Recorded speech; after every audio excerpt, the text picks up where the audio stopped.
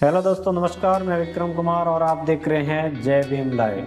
दोस्तों, 2024 लोकसभा चुनाव से पहले ईवीएम का मुद्दा गर्मा गर्म हो चुका है और हर रोज दिल्ली के जंतर मंतर पर और दिल्ली के सड़कों पर भारी जन सैलाब देखने को मिलता है।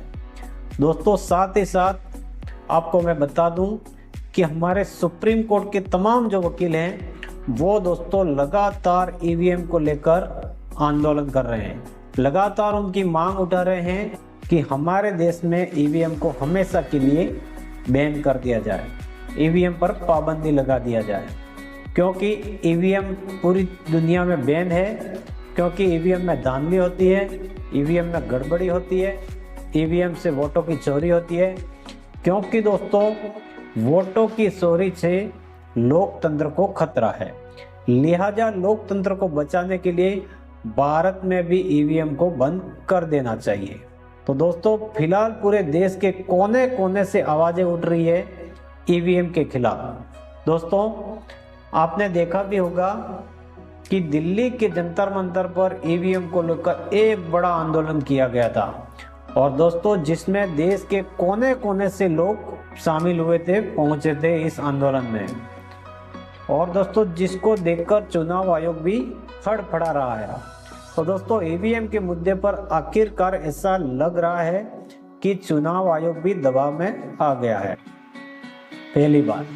पहली बार ईवीएम के मुद्दे पर चुनाव आयोग ने आखिरकार अपना मुंह खोला है।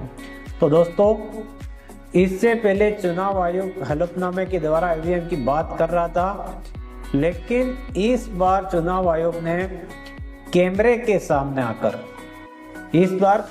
सामने आकर ईवीएम को लेकर जो बात कही है उसको लेकर पूरे देश में भारी चर्चाएं हो रही है। आपको बता दूं कि जो लोग ईवीएम को लेकर आंदोलन कर रहे हैं वो लोग लगातार चुनाव आयोग से सवाल कर रहे हैं, लेकिन दोस्तों चुनाव आयोग ने अभी तक किसी की बात का जवाब नहीं दिया है। लेकिन ईवीएम को लेकर जो जवाब दिया है वो काफी चर्चा में है, चर्चा का विषय बना हुआ है। तो दोस्तों, आखिर कैमरे के सामने चुनाव आयोग ने क्या बयान दिया है वो मैं आपको बताऊंगा। इससे पहले दोस्तों, अगर आप हमारे चैनल पर पहली बार आए हैं तो प्लीज चैनल को सब्सक्राइब जरूर करें, साथ ही बेल नोटिफिकेशन को दबाकर ऑल पर सेट कर देना ताकि हमारे वीडियो की नोटिफिकेशन सबसे पहले आप तक पहुंचती रहे। तो दोस्तों, खबर यह है कि इस समय जो चुनाव आयोग की टीम है वो फिलहाल राज्यों का दौरा कर रही है। लोकसभा चुनाव की तैयारियों को लेकर बिहार की राजधानी पटना पहुंची है और यहाँ पर लोकतंत्र को लेकर लच्छेदार उनके द्वारा बातें कही गई है। राजीव कुमार ने यहाँ पर वैशाली के प्राचीन लोकतंत्र गणराज्य का उदाहरण दिया है और कहा कि बिहार को लोकतंत्र की जननी के रूप में जाना जाता है।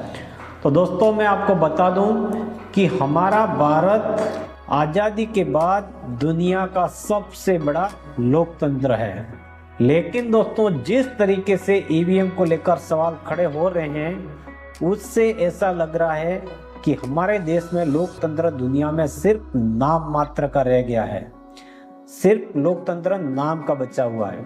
दोस्तों, देश की जनता जो लगातार सड़कों पर आकर आंदोलन कर रही है उसका कहना है कि हमारे देश में सिर्फ और सिर्फ बैलेट पेपर से चुनाव होना चाहिए, ना कि ईवीएम से होना चाहिए। लेकिन अभी हमारे देश में बैलेट पेपर की बहाली नहीं हो पाई है। हालांकि दोस्तों, कोर्ट में याचिका दायर की गई है, लड़ाइयाँ लड़ी जा रही हैं, ईवीएम को लेकर सड़कों पर लगातार आंदोलन हो रहे हैं, लेकिन अभी तक सरकार या चुनाव आयोग ने इस बात को कोई भी संज्ञान नहीं लिया है। इस बात पर चुनाव आयोग ने या सरकार ने कोई भी संज्ञान नहीं लिया है। दोस्तों, इलेक्शन कमीशन की टीम जब बिहार के पटना पहुंची थी तब चुनाव आयोग के लोगों द्वारा बड़ी बड़ी बातें की चुनावों को लेकर। चुनावों को लेकर कहा कि 2024 लोकसभा चुनाव में हम स्वतंत्र और निष्पक्ष रूप से चुनाव करने जा रहे हैं। आप इस वीडियो की कटिंग को देख लीजिए। प्रलोभन मुक्त, स्वतंत्र और बिल्कुल निष्पक्ष तरीके से चुनाव तो कराने के लिए दोस्तों, कटिबद्ध है। चुनाव आयोग देश के लोगों से अपील करते हुए कहा कि सब लोग अपने घरों से निकलिए, सब लोग अपना वोट देने के लिए जाइए। मतदान बहुत जरूरी है। लोकतंत्र के पर्व में सभी लोगों को हिस्सा लेना चाहिए। ऐसे कई तमाम बयान दिए हैं चुनाव आयोग ने। ना जाने कितनी ही चिकनी चुपड़ी बातें चुनाव आयोग ने कही है लोगों को लुभावने के लिए।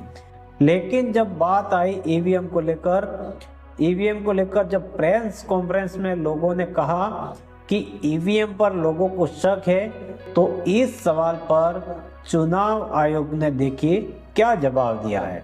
जरा आप इस क्लिप को सुनिए। कहां पर यूज होंगी, किस डिस्ट्रिक्ट में कितनी ईवीएम्स हैं, उसका किस पोलिंग स्टेशन पे कौन सी ईवीएम जाएंगी, इसमें उनको सूचना मिलनी चाहिए और उसको ईवीएम्स का नंबर जो पीछे लिखा रहता है वो नंबर भी मिले ताकि वो मिलान कर सकें अगर उन्हें कोई। तो दोस्तों, आपने सुना कि चुनाव आयोग कह रहा है कि अगर उन्हें शक है, आपने सुना कि चुनाव आयोग कह रहा है कि ईवीएम को लेकर अगर तमाम पार्टियों को शक है तो ईवीएम के पीछे जो नंबर लिखा होता है वो नंबर माइंड एंट्री होना चाहिए, वो नंबर जरूर होना चाहिए।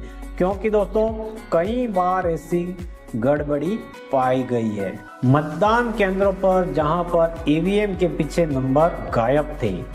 कई बार ईवीएम की चोरी हो गई, कई बार ईवीएम को कब्रिस्तान में पकड़ गई है।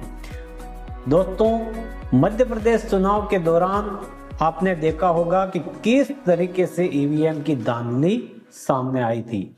जब ईवीएम स्टोर रूम पर पहुंचती है तो वहां पर अचानक सीसीटीवी कैमरे बंद हो जाते हैं। 1 महीने तक वोटिंग होने के बाद तक ईवीएम को रेस्ट कराया जाता है, उसके बाद जाकर वोटों की गिनती होती है। तो दोस्तों, क्या ईवीएम को रेस्ट चाहिए 1 महीने तक? सीसीटीवी कैमरे बंद हो जाना, ईवीएम के पीछे नंबर गायब हो जाना, यह सब कैसे हो जाता है? यहाँ पर दोस्तों खास बात यह है कि चुनाव आयोग जो गलती है उस पर बात नहीं कर रहा है, उस पर बात करने को तैयार ही नहीं है। जिस चीज पर चुनाव आयोग को बात करनी चाहिए उस पर गंभीरता से बात नहीं कर रहा है। लोगों ने लगातार कहा चुनाव आयोग से कि हमें ईवीएम पर शक है, ईवीएम से चुनाव मत कराइए। लेकिन यहाँ पर चुनाव आयोग लोगों की बातों को टाल रहा है और सिर्फ इतना कह रहा है कि ईवीएम के पीछे जो नंबर होता है वह नंबर होना चाहिए। तो दोस्तों, चुनाव आयोग ने अपनी मन मर्जी से जो कहना था वो ही मीडिया के सामने रखा है। और दोस्तों, मेन स्ट्रीम मीडिया की तो बात ही क्या करें। क्या मेन स्ट्रीम मीडिया ईवीएम की बात को उठा रहा है? दोस्तों, लगातार दिल्ली में जिस तरीके से आंदोलन हो रहे हैं, प्रदर्शन हो रहे हैं, आपने किसी भी टीवी पर आंदोलन प्रदर्शन देखा? नहीं देखा होगा। तो जब ये इलेक्ट्रॉनिक मीडिया ही सरकार का चाटुकार बन गया है तो फिर कैसे ये मुद्दा सुलझेगा? तो दोस्तों, आखिरकार चुनाव आयोग ने ईवीएम पर अपना मुंह तो खोला, लेकिन लोग कह रहे हैं कि इससे तो अच्छा था कि चुनाव आयोग का चुप रहना ही अच्छा था, या ईवीएम पर बयानबाजी ही करनी नहीं चाहिए थी। तो दोस्तों, इस वीडियो में इतना ही। यह जानकारी आपको कैसी लगी कमेंट में जरूर बताएं। वीडियो अच्छी लगी हो तो वीडियो को लाइक करें, वीडियो को अपने परिवार दोस्तों में शेयर करें, चैनल को सब्सक्राइब करें। मिलते हैं नए वीडियो के साथ में, तब तक के लिए जय भीम, जय भारत, जय संविधान।